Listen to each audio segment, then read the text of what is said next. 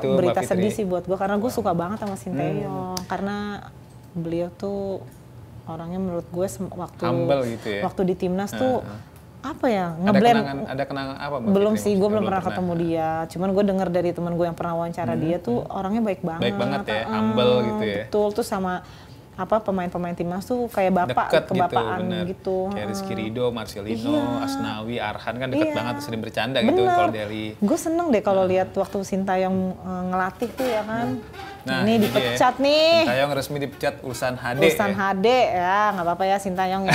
mungkin nggak apa-apa kan, walaupun dipecat paling kan kompensasi mesti jalan. Betul. Tapi kenapa ya dipecatnya, lo tau nggak? Jadi kan memang Sintayong ini ditunjuk jadi pelatih Ulsan HD atau Ulsan HD lah ya. Dulu namanya Ulsan Hyundai. Jadi di awal Agustus 2025, awal penunjukan Sintayong ini kan dia diangkat sebagai pelatih Ulsan HD untuk menggantikan mantan pelatih timnas Malaysia Kim Pan-gon tuh. Jadi sebenarnya Ulsan HD ini tuh merupakan juara Liga Korea Selatan 3 musim terakhir nih, tahun 2022, 2023 dan 2024. Tapi performa tahun ini di 2025 menurun. Akhirnya di bulan akhir Juli dia memutuskan memecat Kim Pan-gon itu. Karena setelah Kim Pan-gon dipecat, ditunjuklah Sintayong karena posisi Sintayong juga nggak punya klub kan. Sintayong ditunjuk kan harapannya itu awalnya harapannya Sintayong nih yang pernah mengangkat prestasi timnas bisa membawa mengangkat performa Ulsan HD juga. Tapi kan berarti prestasi dia waktu di timnas salah satu pertimbangan. Benar. Akhirnya cuma Sintayong yang dikontrak dalam jangka waktu lumayan panjang, akhirnya cuma bertahan 10 laga aja nih bersama Ulsan HD ini. Dari 10 laga bersama Ulsan HD, Sintayong cuma memberikan 2 menang, 4 imbang dan 4 kalah. Itu dianggap tidak terlalu berprestasi. Untuk klub sebesar Ulsan HD itu statistik itu jauh dari harapan ya.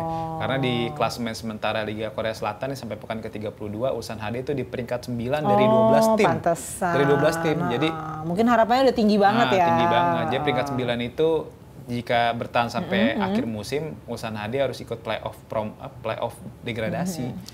Ya kan, buat klub ya sebesar Ulsan HD yang pernah juara Liga Champions Asia, terus juga pernah dominasi juga di Liga Korea Selatan. Peringkat 9 ini nggak menggambarkan kehebatan mereka. Nah, terus juga kalau saya baca nih beberapa media Korea Selatan, saya cari juga sih kenapa sih penyebabnya Sintayong dipecat selain performa buruk. Ternyata katanya kalau kata media Korea nih, Korea Football News katanya gaya komunikasi Sintayong itu kuno.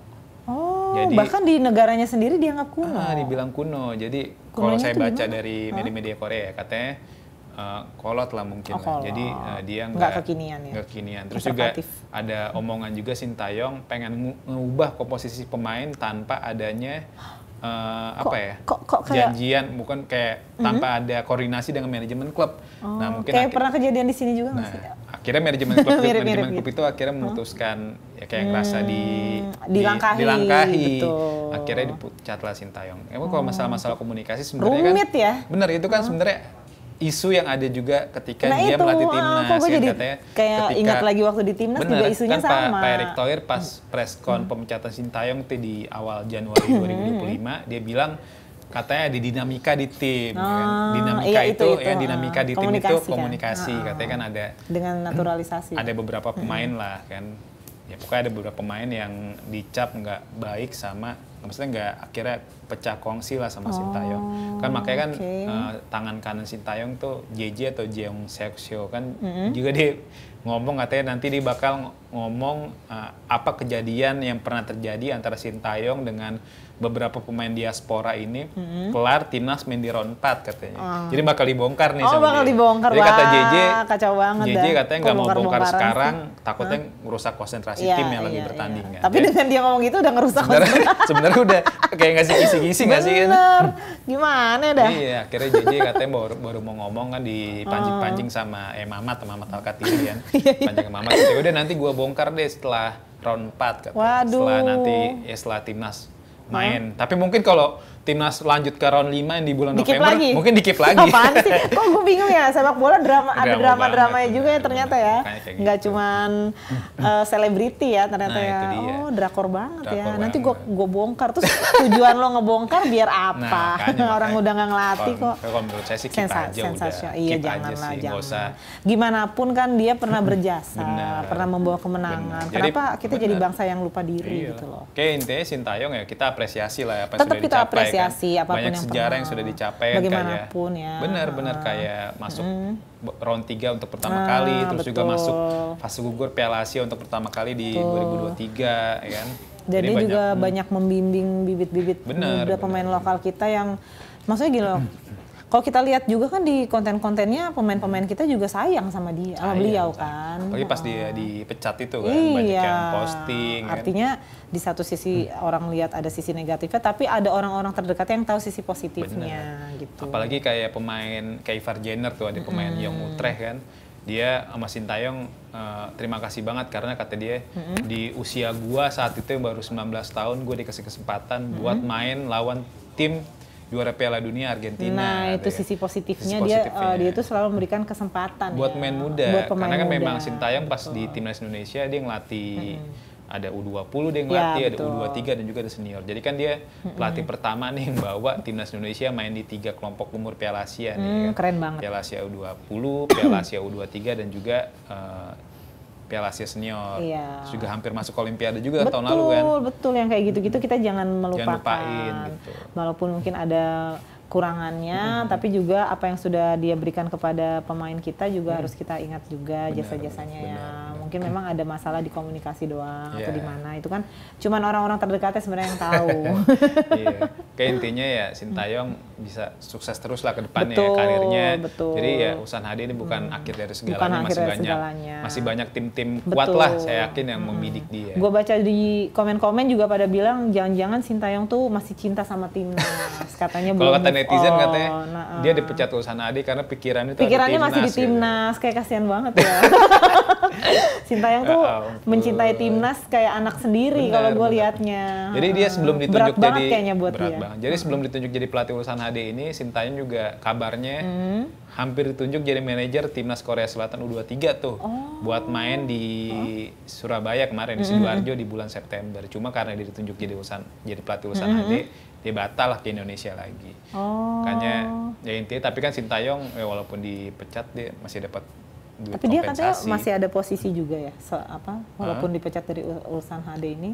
Iya dia masih punya posisi ada beberapa lain. jabatan sih kayak di Seoul FC kan dia ada jabatan lumayan lah sebagai legenda klub kan, yang bisa mempengaruhi transfer pemain. Ya, betul. Jadi pokoknya masih punya jabatan-jabatan penting lah di Korea Masih Selatan. ada kerjaannya lah ya, Masih ada kerjaan. masih berguna. Terus juga ya uang-uang yang dari kompensasi pemecatan itu juga masih dia dapat. Oh, Kan dari kayak, iklan-iklan. masih dari dia kan sama PSSI dikontrak sampai 2027 kan. Oh, terus di awal kontraknya belum 2025 habis dipecat, ya PSSI masih bayar. Masih harus tiap, bayar tiap bulan sampai kontraknya habis. Sampai kontraknya habis.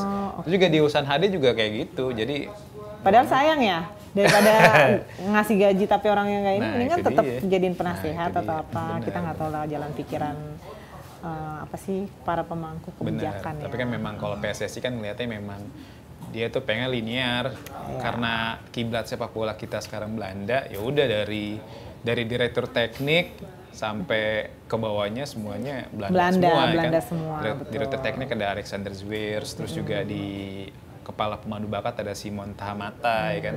Terus juga tim klub pelatihan kan semuanya kecuali U17 ya. U17 kan Nova Arianto. Sama Indra Safri lah di U23 sekarang proyeksi SEA Games. Sisanya kan Belanda semua. Belanda semua ya. Ya harapannya ya putusan PSSI ini nggak salah lah ya. Tapi kalau lu melihat apa ya prestasi Sintayong dan Patrick Kluivert nih akhirnya gimana? Apakah memang masih unggul si Patrick atau sebenarnya ya sama aja kalau dilihat-lihat gitu kan? Karena memang pendapat aja. Tapi memang belum bisa di-compare karena Kluivert baru banget hitungan bulan ya, baru 9 bulan kan. Jadi satu lagi dia juga langsung dihadapkan dengan tim-tim top dunia. Iya kan? sih. Dia langsung dihadapkan dengan Jepang, Australia kan ini langganan Piala Dunia ini Arab, ya kan. Betul. Tapi Sintayong juga kan pernah dihadapkan juga sama tim-tim gitu. Iya. Jadi memang kalau saya lihat memang belum bisa di-compare secara utuh ya. Karena Kluivert baru 9 bulan, sedangkan Sintayong 5 tahun. Paling cuma pola permainannya pola permainan. Sama strateginya. Cuma memang kalau Sintayong kalau dari pola permainan kan Sintayong lebih ke reaktif ya, dia lebih ke defensif, dia menguatkan pertahanan, nanti nyerang lewat serangan balik kan kayak lagi lawan Arab kan, yang Mbak Fitri nonton di GBK kan, itu kan dia strategi counter attack. Cuma kalau Kluivert dia lebih terbuka, cuma memang konsekuensinya ya timnas lebih gampang dibobol. Nah, ya lihatnya kan di eranya, benar ya? di era Kluivert ini kan timnas Indonesia bobolan banyak banget. Lawan Australia 5-1. Lawan Jepang 6-0, lawan Arab walaupun kalah tipis tapi bobolan 3. Sedangkan di era Sintayong kan timnas jarang kalah telek ya, jarang. Maksudnya bukan berarti nggak pernah. Tapi nggak telek. Benar. Saat kalah 5-1 lawan Irak di Basra kan posisi saat itu juga kita timnas Indonesia belum sekuat sekarang. Saat itu pemain-pemain diaspora yang bisa kita banggakan ya cuma Jordi Amat, cuma Sen Fatinama. Beda sama sekarang kan kualitasnya yang top banget kalau sekarang. Ya harapannya Sintayong bisa sukses lah ya di karir selanjutnya. Iya, karena masih banyak pendukungnya. Masih banyak, benar. Usianya juga masih muda untuk ukuran pelatih ya. Usia Sintayong sekarang masih 55 tahun dan bukan nggak mungkin suatu hari nanti dia ke Indonesia. Karena siapa tahu dia balik lagi jadi pelatih timnas. Dia pernah ngomong katanya kan ditanya sama JJ, Coach ST kalau misalnya mau nggak disuruh ngelatih klub Liga Indonesia kata dia. Oke aja asal bayarannya cocok. Oh, masih mau loh. Masih mau. Asal bayaran cocok. Mungkin asal bayaran cocok itu maksudnya biar nggak kelihatan pengen banget. Kalau menurut gue sih dia masih cinta banget di sini. Ya. Kan ibaratnya dia tuh kemarin pas dipecat tuh kayak diputusin lagi sayang-sayangnya. Mau dari pemain, fans semuanya sampai Sintayong sendiri kayak susah banget lepasnya. Kalau kata Bung Akmal katanya Sintayong dipecat dalam kondisi husnul khotimah. karena baru menang lawan Arab kan, baru menang lawan Arab dipecat. Khotimah gitu. Banget bang. Makanya. Masih gitu. Banyak lah kenangannya. Kita doakan saja Sintayong balik lagi ya kan. Nah.